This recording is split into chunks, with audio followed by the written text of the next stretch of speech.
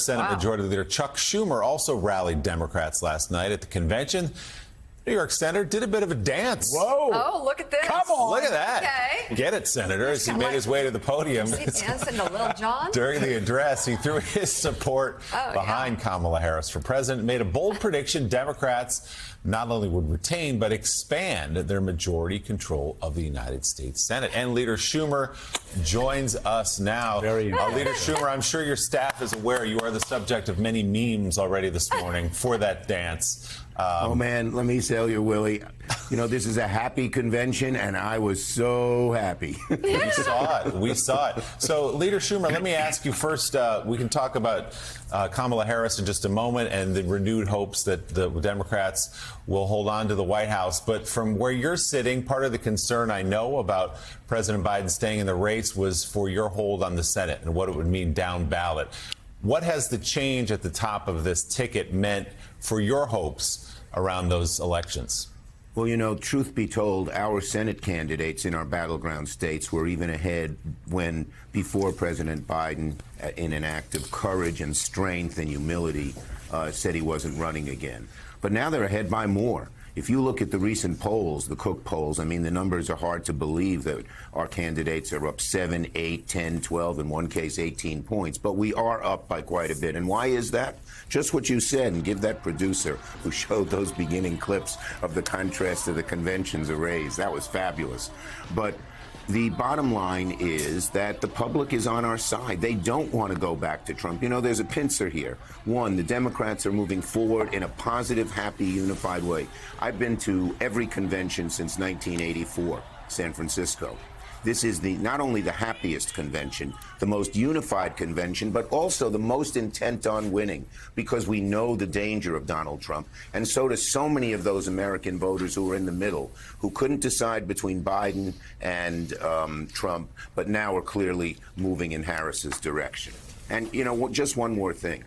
She has her hand on the pulse, her finger on the pulse of what people need. One of the most brilliant things she did was the $25,000 down payment for buying a new home. Housing is a huge problem in America. It hasn't been paid enough attention to. And one of the biggest problems that younger people have is not that they can't afford the monthly mortgage payment, but they don't have the money saved for the down payment. This $25,000 for helping with a down payment is going to be huge. And not just in urban areas. Rural America faces a housing crisis, too. So there's so much here. We just feel so damn good. What can I tell you? Leader Schumer, good morning. No doubt Democrats and your Senate candidates have momentum right now, but the map for the upper chamber is, as you well know, challenging.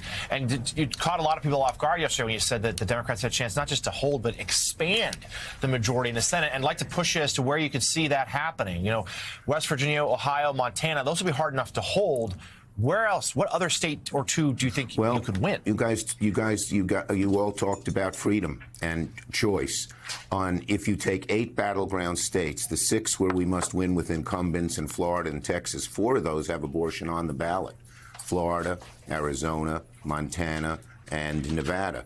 And, you know, the issue of freedom appeals to a lot of red states. A state like, you know, some of these Western states are libertarian in that they don't want anyone telling them what to do with their guns, but they also don't want anyone, particularly the government, telling them what to do with women's bodies. And that's why, as Joe said, the numbers are like 70%. And that's a good chunk of Republicans. Leader Schumer, it's Walter Isaacson. You're just talking about freedom is more than just reproductive freedom. It seems to be the mantra of what they're saying. Tim Walz does it well with the mind your own damn business. But it seems to me if you keep on this freedom theme, it's a freedom to read what you want, to love what you want, what was said all throughout the convention. So can you expand on how this theme of freedom cuts across many areas?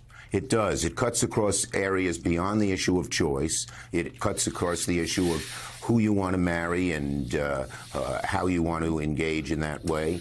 It also, there's a different type of freedom.